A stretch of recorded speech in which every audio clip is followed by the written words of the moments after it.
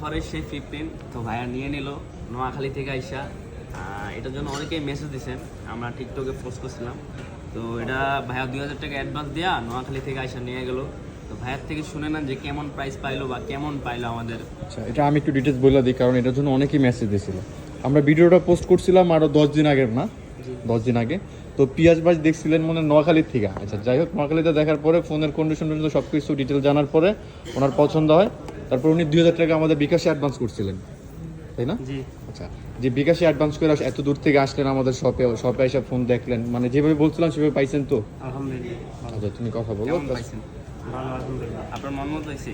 জি আপনি হচ্ছে যে আমাদের টিকটক থেকে আসছেন না? জি। নোয়াখালী থেকে আসছেন। জি, তো আমরা পেপার করবেন যে অন্য কেউ আসার জন্য নাকি? ইনশাআল্লাহ পাবো তো? ইনশাল্লাহ পাবেন, সমস্যা নেই। আচ্ছা, ঠিক আছে। এই যে টিকটকে যে আমরা অফারগুলো দেই, আসলে কি এগুলো কাস্টমারকে দেই কিনা? তোমার কি মনে হয় এত দূর থেকে আইসা দেখলা যে